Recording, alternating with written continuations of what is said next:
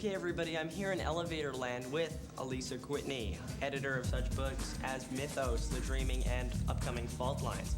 Now, what does an editor do, Alisa? Nag writers for story pages that haven't come in, to feed to inkers who are desperately asking for work, tell inkers that the hand was really a claw, so they have to redo it so it looks like a claw, make sure that the advertising of Mythos, the final tour, you know, is agreeable to the writer and the artist and everybody else, and lots of other things that I'm forgetting right now. There are a lot of female editors here at Vertigo. Do you think that changes the books at all? I think that hopefully as women editors, we have a sense of what might appeal to women as well as to men. When I was a little girl, I once complained to my mother that all the books had little boys as heroes, and she said, well, little girls don't mind reading about little boys, but little boys don't want to read about little girls. Hopefully that's kind of changing. What do you think women bring to comics? Well, I think they bring a different kind of fantasy, possibly. Neil Gaiman in A Game of You has a theory that little boys start off by fantasizing that they're, you know, behind their mild-mannered exterior, there's a superpowered being ready to save the world. And little girls more have the fantasy that they are, their parents are not their parents, they're the secret princesses of lost kingdoms. So I think that maybe there's a little bit of a difference in the kind of escape from reality that women are aiming at. And as adults, I think that women are drawn to character-driven stories and psychologically complex characters, and maybe a little less drawn to quests and battles and that sort of goal-oriented story. Benka and Kris Dresen are two women behind the very successful independent comic book, Manya. We caught up with them in Milwaukee to hear what they had to say. And through the marvels of modern television, not only will you be able to hear them, but you'll be able to see them as well. Comics are just something I've loved since I was a kid, and I've always wanted to do something on somewhat of a professional level. I sent some short stories that I wrote to Kris, who illustrated them. My background is not in comic art. I work primarily in poetry and performance and theater. And Kris's background is in comic art. I didn't want to pursue the superhero or the Barbie Archie type comic thing, but when Jen sent me these stories, I thought it was the perfect thing to try and develop into a comic, and it's worked incredibly well. It started as a series of internal monologues. The character is a young female who really just is exploring her life and the environment around her, her friends, the issues that she faces. It's a humorous character, it's a serious character. She talks about her childhood, about her work, about her friends and family. This is the only comic book out there that has a strong, real, I'll use the word real, female character. She's not a superhero, she's not a victim, she's a woman who's strong and takes herself seriously. We're committed to the character and have plans of putting the book out twice a year, as long So one as of we us can dies. stand each other. There have been tons of books about superheroes, but they write very few books, or in fact, they've written no books about superheroines. When they mention superheroines at all, it tends to be very negative. They do this kind of nudge, nudge, wink, wink thing. They do, oh, her skin-tight costume revealed her curves. Now, no one ever says Superman's skin-tight costume reveals his masculine, bulging biceps. They only say this about women. Today in comics, the superheroine has fallen. It's really sad how low she has fallen in this male-dominated industry. I had to talk about what there used to be. I had to talk about the terrific superheroines and the terrific role models there used to be that really were, that women read, that girls read. I'm really aiming this book at women, and I'm specifically aiming this book at women who don't really read comics because there's nothing in the comics now that interests them. I want them to see what there used to be in comics. I want them to realize what fabulous images there used to be in comics. All of these characters are from the 40s, of course, which was the golden age for superheroines. It's called the golden age of comics. This is Miss Mask, and Miss Mask, like so many other heroines, had a boyfriend who didn't know who she was. Phantom Lady, on the other hand, didn't even wear a mask. Lady Luck is a great character. She was another debutante who disguised herself with this little, just this little thing, this little filmy thing around her her nose and mouth.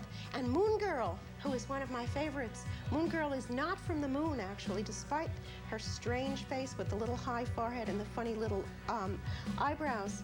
Moon Girl is from Samarkand, and they called her Princess of the Moon. I have this belief that when people know how terrific things used to be, that they can demand that it be that way again.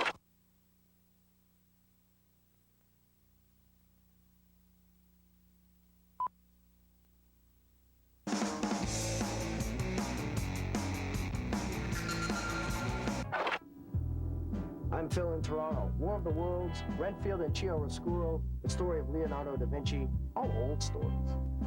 With a modern spin on them, I'm Jamie in LA, and welcome to the Anti-Gravity Room. The Wizard of Oz is a classic tale that we all know and love. Well, except for newborn infants, but they don't see very many movies at all, so we're not going to focus on them as an audience. The guys at Caliber Press have taken this classic tale and put on a twist of their own. What we've done is taken a fairy tale and turned it into an action adventure. So it's the same characters plus more characters from other books, and they're twisted a little bit. We started out the book with the Scarecrow, Lion, and Tin Man as the bad guys. They were evil, and it turns out it was due to an enchantment. But for about the first 4 or 5 issues, they were the bad guys, which was a definite twist. One thing I think Oz can do is drive people to the original books who haven't read them. They'll pick up this comic and say, weird comic. And they'll wonder what the original Baum stories were like and just bypass the film. I love the film, you know, but they'll look at Baum's books and that'll be an education. They'll say, oh, this is the original Wogglebug and Pumpkinhead. Sort of like the way Stan Lee used to make you look up words when he used big words in the old Marvel comics in the Silver Age. And with Thor, you know, reading Thor got me to read Shakespeare, strangely enough. Leonardo da Vinci was a brilliant artist, invented backwards writing, and designed several flying machines, all in the 16th century. The guy had a lot of time on his hands, so it seems only natural that Vertigo make a comic book about him. Cooler stuff. So check it out, you know what I'm saying?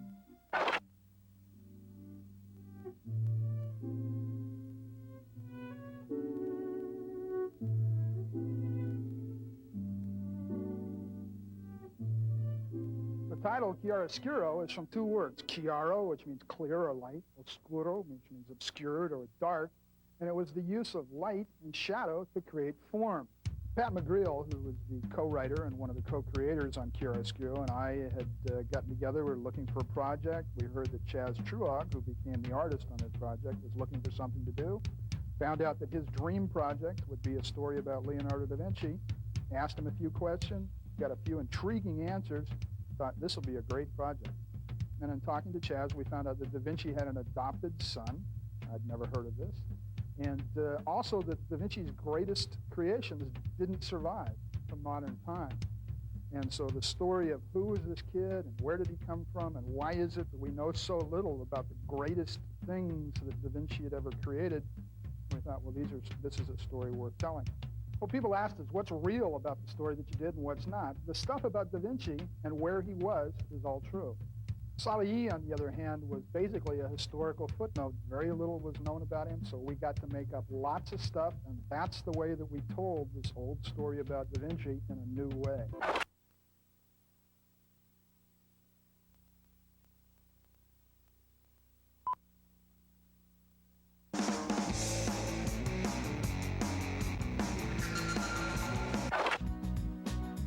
Two-Face, who's maybe the second best Batman villain, he wears his problem on his face. He is a man divided against himself.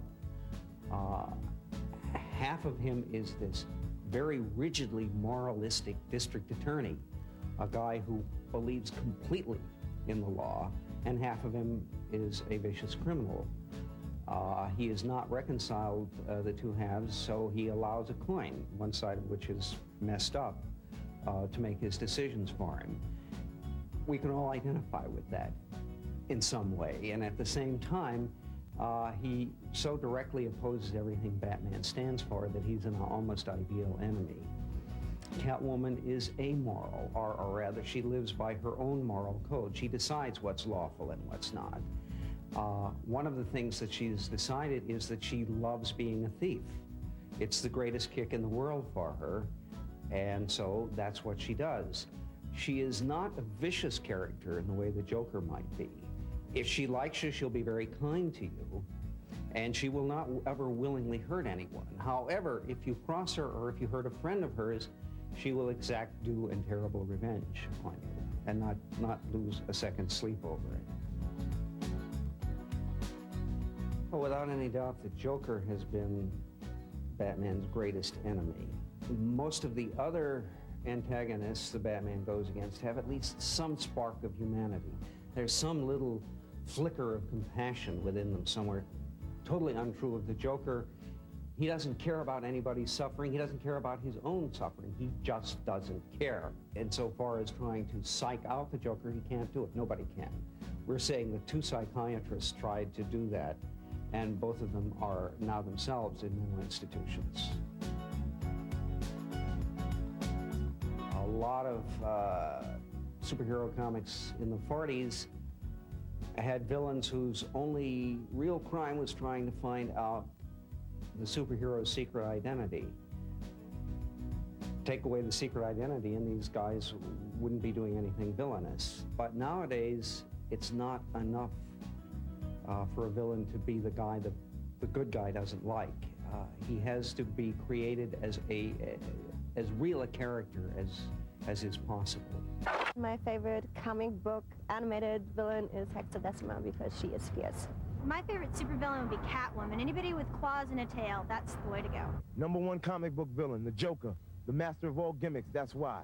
Remember, the Joker is #1. Wile E. Coyote, because he is relentless and he's totally ruthless, but he never wins, and so you gotta love him for trying all these years.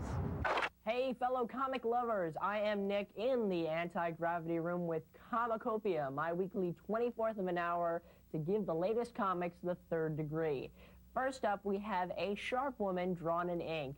And no, we're not talking about Demi Moore. This is Dart, a new series that follows the adventures of a character who debuted in the pages of Savage Dragon. Dart is a striking woman who fights crime with the aid of really sharp darts. Ouch! This tale shows you more of Dart's troubled childhood and has a cool cameo by Killcat, who helps Dart stop a mugging and then tries to get her phone number. Those superhero chicks never have the time. Take it from me. This book breathes new life into Image Comics, and I gave it 3.8 Gs on the anti-gravity scale. Next up, the story of an emerald torch that... No, wait a minute. This is Green Lantern, number 73. This issue continues the Hero Quest storyline, as Wonder Woman and Green Lantern duke it out. Or do they? The story begins with the 2 godlike humans beating each other pretty hard, but as it turns out, it's all staged. The fight was just part of Hero Quest, which is Green Lantern's mission to seek out other heroes and get advice in order to make himself a better hero. Green Lantern is a fun book. It's kind of cool to see what it's like for someone just getting into the superhero business, and I give it 3.5 Gs on the anti-gravity scale.